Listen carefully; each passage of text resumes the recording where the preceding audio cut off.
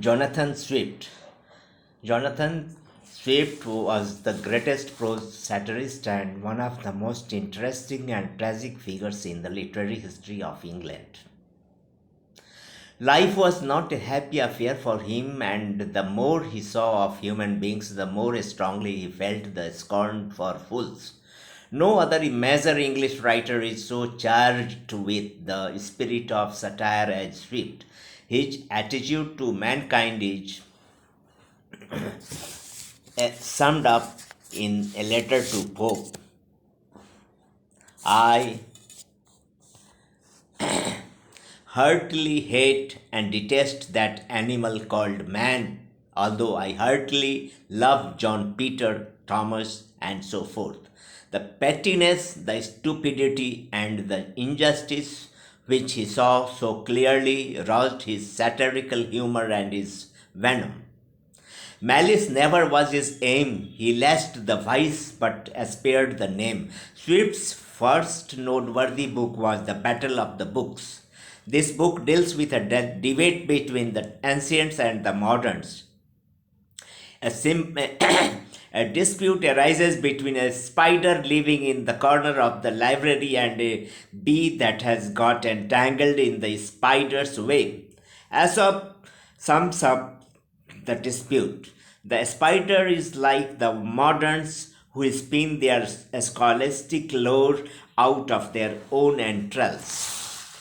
The bee is like the ancients who go to nature for their honey. His next, his next work is A Tale of a Tub. It is regarded by many as Swift's best work. It certainly reveals his power at its highest. It is a religious allegory, perhaps suggested by the work of Bunyan. It is a satire on the church.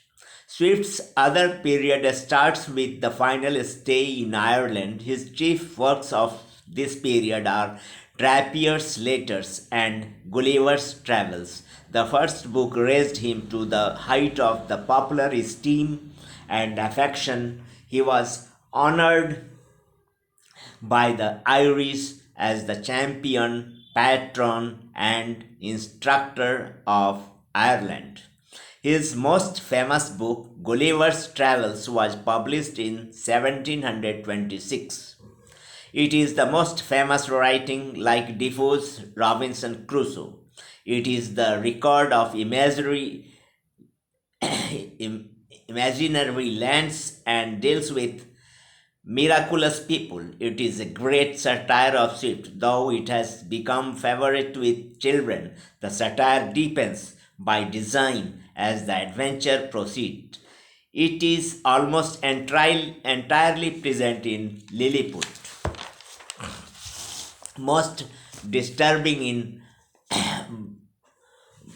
Brobdingnag, sarcastic in Laputa, and furious, raging obscure in the country of honeyhounds and the ewes. But the great merit of the book is that it is universally read from the highest to the lowest, from the cabinet council to the nursery. It is perhaps the most savage attack ever made in literature upon humanity. Gulliver's Travels illustrates his skill in dramatizing his ideas, his fertile imagination, his humor, and his clear and masculine style. Swift is the greatest English satirist. Unlike Pope, he restricts himself to general rather than the personal attacks. Swift is the most original writer of the time and one of the greatest masters of English prose. Directness, vigor, simplicity mark every page. Among writers of that age, he stands almost alone in his disdain of literary affectation.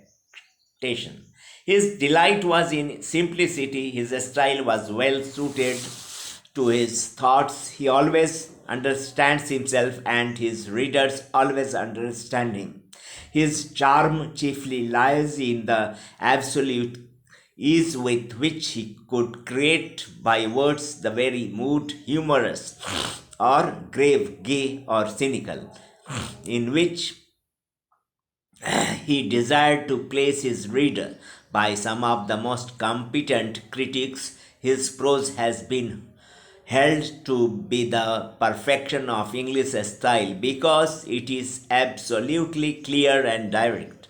His expression is ironical. His irony is very bitter in his satires. It is the expression of a proud, a scornful temper, and of a critical mind of extreme lucidity.